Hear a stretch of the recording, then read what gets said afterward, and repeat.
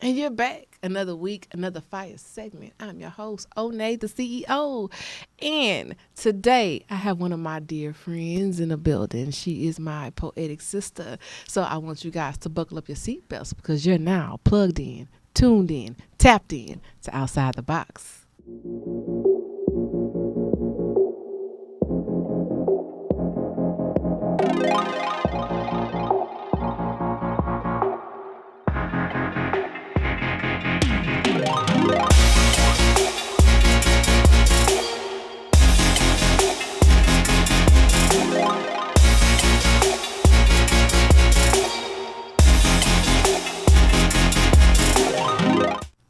Without further ado, I want to introduce you to my next guest. She is a poet.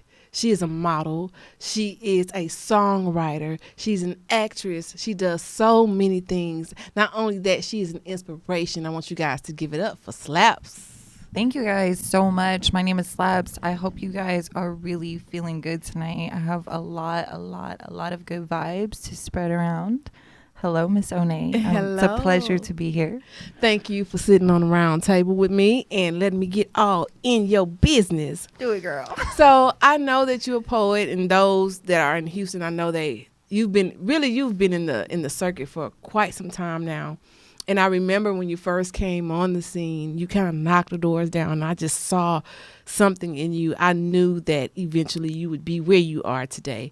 So I know you're a poet, but you do so many other things. And I gave you an introduction, but I want to give you an opportunity to have the floor and tell us what you do and some of the things you were working on in this season. Definitely. You were one of the first people who came up to me and was like, look, I see it in you. Like, keep going, keep pushing. I think, being a part of that panel was probably, one of the biggest accomplishments for me, at least when I first came out, because I started doing more panels and I started reaching out to more shelters and churches about battered women and domestic violence. So that's just, one of the things I do. Outside of poetry, I actually am in the process of releasing my first book. Okay. So that is exciting. I know for years you were like on my tail about it. Like, yeah, girl, what you doing with your publishing stuff? But no, I'm so excited. I think, especially when it comes to women who have definitely been through survivorship versus love, it's hard. Mm-hmm. And one of the things you told me even first coming out is don't be embarrassed to tell your story. Don't be afraid to tell your story. That is what makes you who you are. That is what inspires other people. And when I first came out, I was too timid. Mm-hmm. For me to admit that I had been through so much was almost like admitting all of my failures. Mm-hmm. And I was too scared, at first, but I've definitely done a lot of healing since I first came out, and I think that improved my writing so much. As far as films are concerned, I'm actually in this movie called Fair Play. I don't know if you've heard about JLo's movie, but I'm starring, as Nikki the Kid's girlfriend in that one, so that's pretty cool. That's coming out 2021. Shout out to Nikki the Kid. Nikki the Kid. But I have, my poetry, my writing, the shelters. Gosh, I've really been doing a lot. I've been throwing my own shows, my own artist showcases for the past, almost 3 years now. I actually was going to ask you, how did you get into that? Because it's rare to see a new face take over the scene the way you did. You came in like you had a point to prove. I don't know to who. But baby, every time my timeline, I said, this girl is everywhere. But I took to you because it reminded me of myself. It was almost like I did have a point to prove. I had a point to prove to myself that I could do it because we had been put in this box for so long that we weren't enough. And so you came out as more than enough. And I was just hoping, sometimes people don't take positive affirmations openly because they're not used to being told how powerful they are, right? And so it's weird for someone you don't know to come and speak life into you if you're not used to it. But every time I saw you, I was like speaking life, like, girl, you the shit. They just don't even know. So now here you are, and I see you years later, and you're having events, and now you're not the featured poet. You're the organizer behind it. So The curator. the curator of everything, and you bringing dope artists together to share a common goal. So how did you what pushed you to get into that part?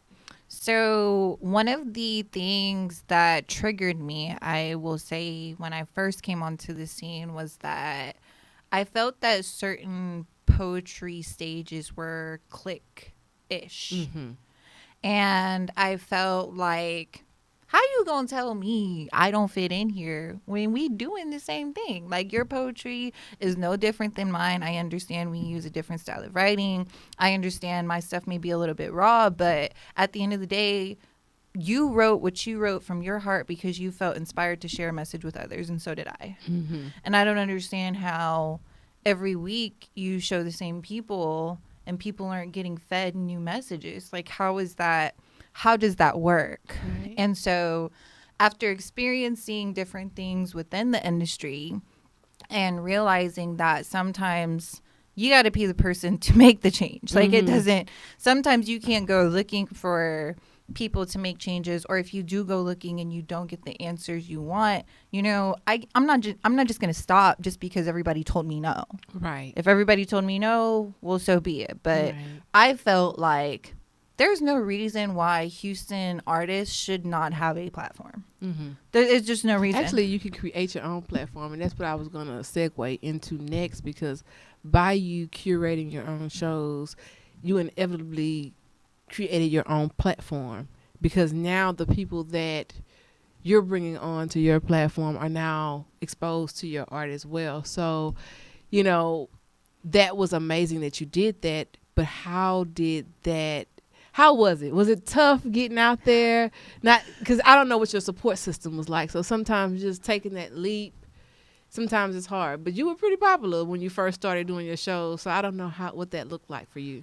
Yeah, I honestly, it was more tough on me fighting me versus me not having the support system. And I say that because when I first started telling people, oh, I'm going to come out with the platform, and when I come out with the platform, I'm going to do it right. Like, I'm going to make sure everybody gets 15 minutes. I'm going to make sure, I bring out people aren't paying to be on shows, then don't get to be on shows. Like, I'm going to make sure everything gets done right. And I had a lot of people, even to this day, like, to be honest, I think I was trying harder to not be popular than to be popular, just because I wanted to figure out who genuinely was there. Right. And so the support was always there. It was just a matter of figuring out who really fucked with the kid and who didn't. Right. And that was the hard part for me. It wasn't hard to find support. It was hard to figure out whose support was genuine. Right. And I'm glad I went through everything I did. I'm glad that I have the support team that I have, because I am standing on solid ground. Right. And that, to me, that's fruitful. That's amazing to be where I'm at right now. I love it here. Right. And, earlier you mentioned, as being a survivor, and both of us, we were on the platform More Than a Rib, and shout out to Rick Shaffold. And so it was just amazing being able to share that platform with you and to be able to go out and speak to large groups of women and share our stories. So me getting to see that side of you, that survivorship, it also kind of let me know, like, man, that's why I connected with her, because I keep seeing remnants of myself in you. And so I just kind of gravitated towards you because I could see that you were more in survivorship than victim stance. And even though you were still dealing with some healing when we first crossed paths, the fact that you were still getting up, dusting your shoulders off, you stayed busy, you stayed booked, and I can tell that you invested in yourself. And it takes a lot when you're starting over to invest in yourself. It does. Indeed, and so I've literally watched you get it out the mud. So sometimes, they always say, you never know who's paying attention. So I'm one of those people that I'm always paying attention. I don't miss nothing. I peep everything. I might not say much, but I peeps it. And so your grind has just definitely been unmatched, because you don't try to fit into the box that everyone else may try to put you in. And that was something that I also went through coming up, 20 years ago. Not to show my age. Because you look great, girl. Thank you, Gigi. Still got it. But when I came out 20 years ago, as being a spoken word artist, a female spoken word artist, making waves and everything, they expected poets to have like the rock, the afro, and the and the whole power to the people. And I was a whole diva out here. Right. And I didn't I'm fit a hustler, in. baby. Yeah. I didn't fit into the box. And I had the whole poetry with the whole R&B swang to it. And I had background singers in the band. And it was just different than how poetry was being done back then. And so they tried to put me in a box, but I was glad that I stepped out of that box because it allowed me to open up for the Isley Brothers and Angela Winbush and go on tour with Shirley Murdoch. So I'm telling you, don't ever, ever let anyone put you in a box, and keep on shining because you're doing it, girl. Thank you, baby. You definitely are doing it. So how did you transition into acting? Because I've actually had you on a couple of my sets. So Yes. When I was a child, I was in theater. Mm-hmm. I did plays, and I stopped for a while because I was more focused on securing the bag. I was more focused on the hustle. And when I started doing poetry, someone came up to me and was like, if you can memorize 30 poems, then you can definitely memorize some lines. Like, have you even tried to go to improv? Like, have you tried? Right. And I was like, no, I'm going to let improv come to me. You know what I'm saying? Yeah. I was like, I don't really know if I really just want to do what everybody else is doing, because I hated that. Mm-hmm. I hated that everybody was trying to go to improv. Everybody was trying to get a gig. And so I decided to stick to myself as far as just, making videos of myself, showing off my character, because a lot of people fill roles based off of your character, like how similar you are to the person they want you to play. And that worked really well for me. You had me on a couple of your things. Jayla had me on a couple of things. Erica had me on a couple of things, which is a lesbian femme filmmaker. She's really popular out here. So I just stick to who I was because I knew I had it inside of me. So I actually didn't go searching for filming gigs. I just let my universe align me with the right people, basically. Definitely. And it always come back full circle, because I remember when I saw you on my set, I'm like, look, I've been trying to get you on one of my sets forever. How you even here? And he was like, oh, girl, I didn't know you was on this movie. I'm like, man, I told you I'm the casting director, man. You could have been in one of these main roles. You playing with the kid. The other thing was, though, I just didn't have as much time as I wanted. So I had also, like, after I started doing poetry, I started shifting in life, too, as far as, incomes and everything like that. Every millionaire has 7 incomes. What are your 7 incomes? How are you getting this money? At first, when I was younger, I was just generating money just to spend it. And then, as I got older and as I started doing more poetry, I realized, like, I actually have some opportunities I can take advantage of. And, like, right now, I run an insurance agency during the day. But I didn't have time to go be an actor for 40 hours of my week when I had to give 40 hours of my week to insurance. So it was also about what I could handle. Everybody knows, we're not Superman, we're not Superwoman. And as much as we try to be, we can't. Yeah. And so I just knew, once I had my insurance agency up and running, I could leave for months at a time and do a bigger role, but that just wasn't the correct timing for me. And baby, it's coming again. I'm still a casting director for Brothers Forever Productions. Trust me, next time we have a casting call, I will be calling you. Yeah. Love it here. Yeah, because it was awesome having you on set. So now you've hit the poetry scene. You've created waves. I see that now, are you a model or no? Because you definitely, all your pictures, I'm like, man, they dope. So I am a model. I just don't brag about it. I'm a print model. Okay. So for those who don't know, I am the print model for VG Creative. I am the original VG Creative doll. I've worked with a lot of different photographers in Houston. I just, all that public figure model stuff, like, that's just not me. Yeah. It's just not, it's never been me. But yes, I still model. I just did a photo shoot last night, actually. I still do fashion modeling for magazines. different online websites, different couture. It is honestly, probably one of the coolest things of my life, just seeing myself on camera through different lenses, working with different photographers who do different kinds of editing. Like, I really think, when I have grandkids and I pull out the photo album, it's going to be bomb. They're going to be like, what, Granny, you look like this? I'm going to be like, what? Yes, honey, yes, baby. Listen, I'll be like, girl, stop playing. Stop playing. Stop playing. So, what was your aha moment? Because when did you feel like you found your voice to step out on stage and be slaps?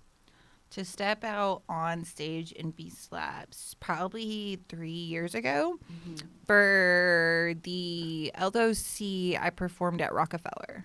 And that was right before my performance. I had, like, don't get me wrong, I've had breakups right before stage performances. Like, I've had stuff happen. But right before that, I had some really uncanny stuff happen to me. And at that moment, being on that stage, I realized there was so much in front of me. There was so much on top of me.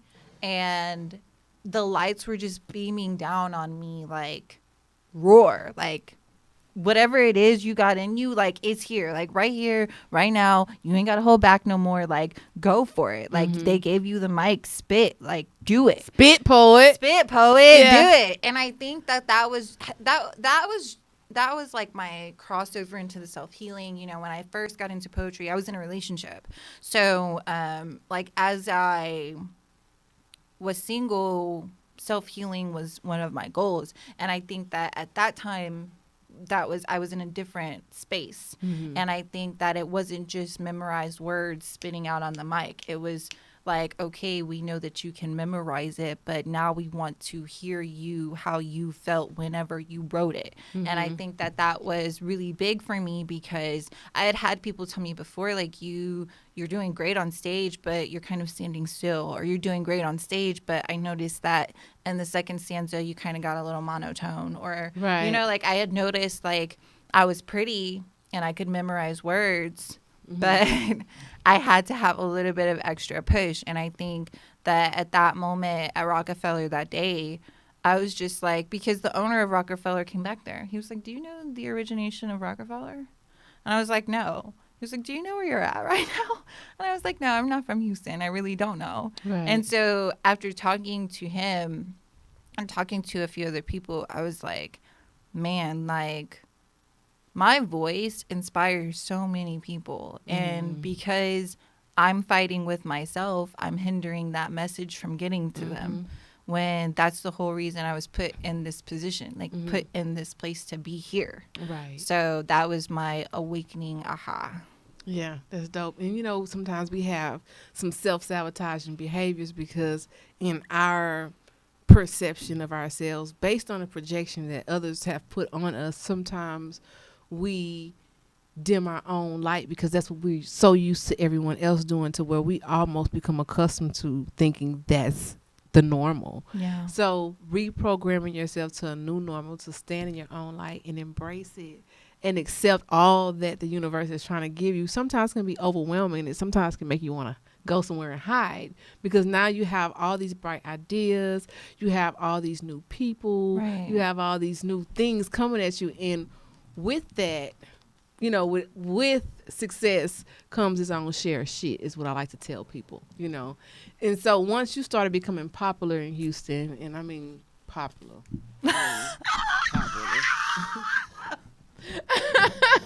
And I don't say that with shade. I'm just saying I could not get on my timeline. I said, man, she taking Here she go again. Here she go. But I was proud. I was happy about that. How did that change the course of your decisions? Because now you having to deal with the fake people and the real people. That changed my course of decisions a lot. There would be weeks at a time where I would not even get on social media because it was just too much, too fake for me.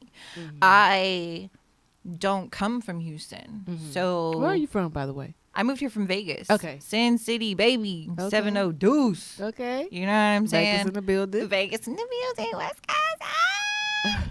No, but a lot of the reason. So It's funny because people always tell me like, "Oh, you're not from Houston. Go back to where you're from." You know what I'm saying? Like they'd be like, "Oh, well, we already have artists here. We already have this here." You know what I'm saying? Really? And yes, bitches is hating.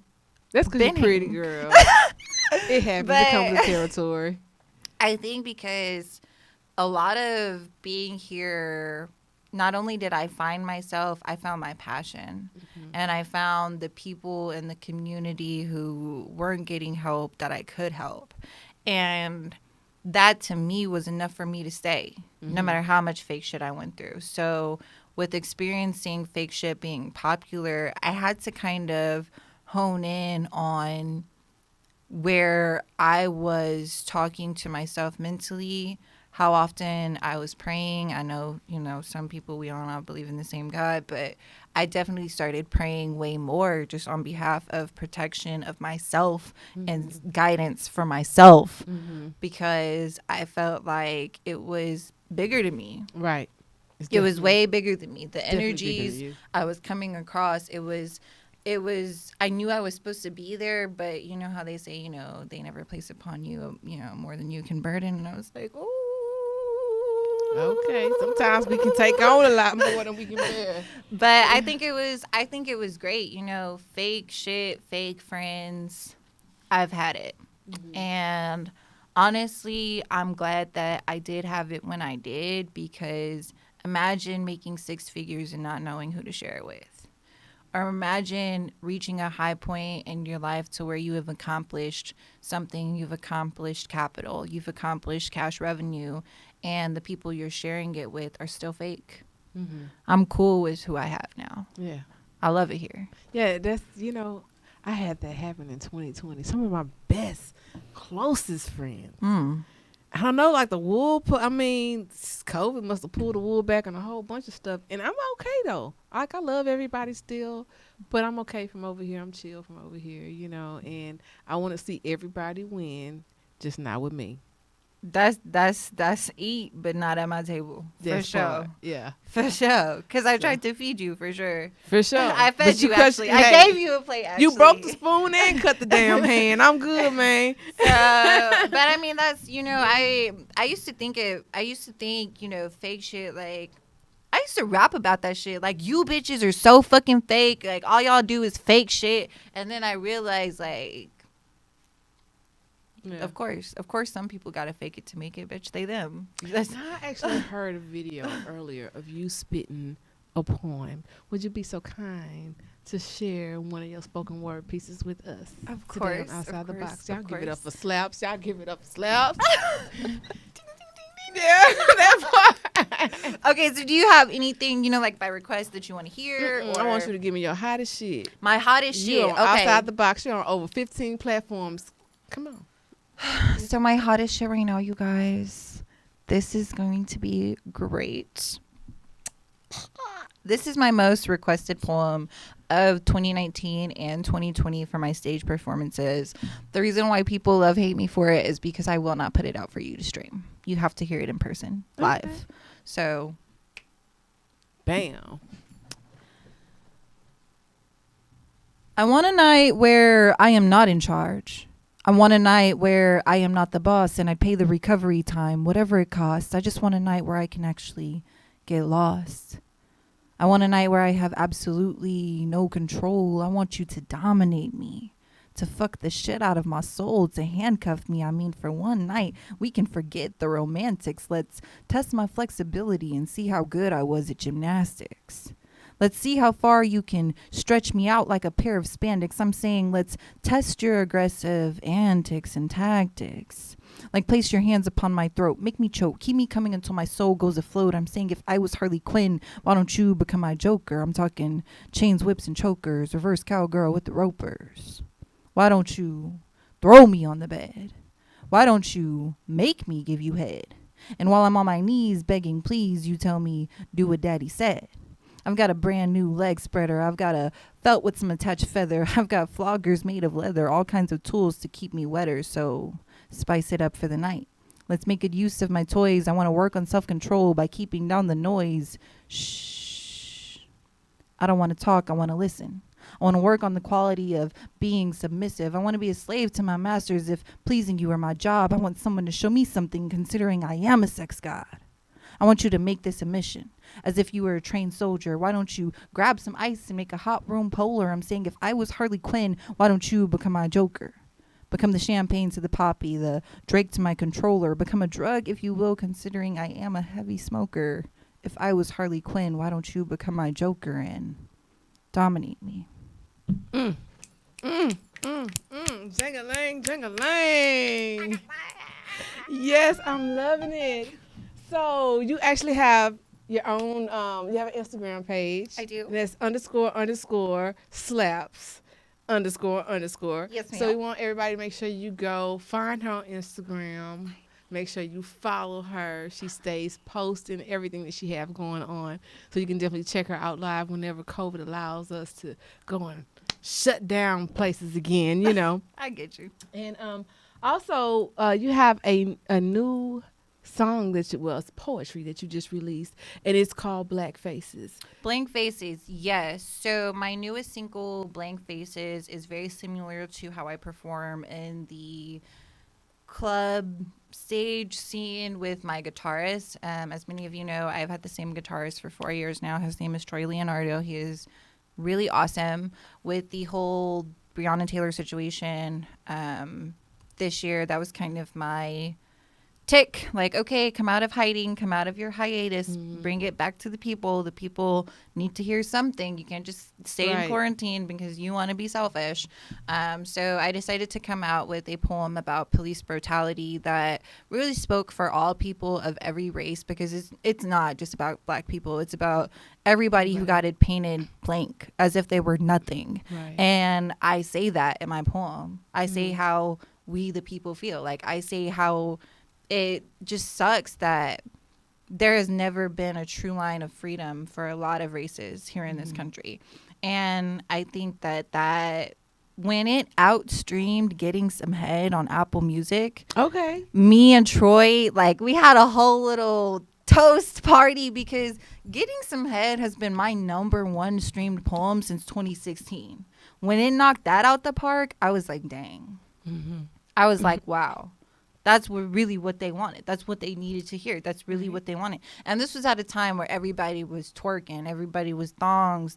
You know, everybody just doing the same. There was no female artist who was like, yeah, and we're going through a whole lot right now as a country. By the way, just kidding. Like, hey, guys, I'm still here for a mental break. And I think that as I get older, even as an artist, I really stand for mental health. In fact, I started like getting into it, you know, around the city. So I thought it was really cool that when I put that out, I had no promo. There was no announcement like, hey, we're going to be releasing this single this day. Like, my engineers, my guitarists, everybody, it was just a straight drop after Labor Day. Now, do you have any upcoming projects that's coming out? Yeah, my book. Okay. My book. I'm ready for that. So definitely it's coming out in 2021. Definitely it's coming out in 2021. I'm so excited. You have a show coming up too. I do. And January 16th, MLK weekend. Hey. So you're going to be posting the flyer on your Instagram page for sure. Now, do you know what the show will be yet? Avant Garden. Avant-Garden. I love performing at Avant Garden. Girl, I'm about to come through. I love performing at Avant Garden. Love Avant Garden. Shout out to Mariana, the owner. Love her. Yes. I have to come and check you out. I also want to remind our guests that we are on multiple platforms. So find one that works for you. You can find us on YouTube, Google Play, Google Podcasts, iHeartRadio, iTunes, Hip Hop Streets live stream music app, SoundCloud, Spotify, Spreaker, Stitcher, Pocket Cast. You can also find us on Facebook. I am your host, Onney, the CEO. I want to thank you for tuning in. I want to thank you, Slaps, for coming and sharing Thank you for your having story me. with us. I definitely want to have you back sometime. Yes, ma'am. We're just getting started in 2021. Also, I want to remind you guys that we will be the same place, the same time next week. I'm asking you to find a platform. Matter of fact, check us out on YouTube. Look us up under Onney outside the box with Onney the CEO. Make sure you hit the subscribe button. Make sure you hit the bell notification so you can be notified when we're going live again. And I want to thank you. You are now plugged in, tuned in, tapped in. We're all promised that by a man who's affiliated with Uncle Sam, and all those broken, empty promises are the reason society as a majority doesn't trust the promises made by man now. Because promises haven't really gotten us anywhere.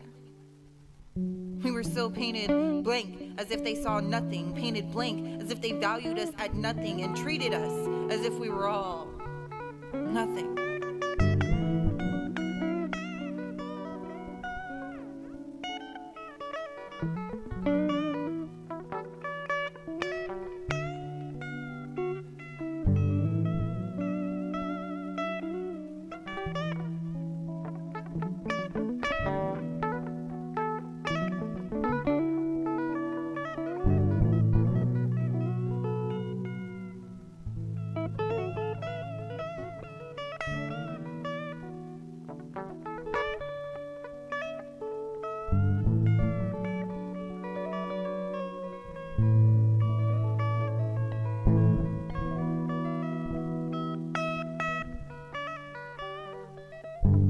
Who was here when slaves were building foundations? Who was here before America was even found as a foundation? Why is it that politics never veer far from the paths of the so-called founders of the foundation?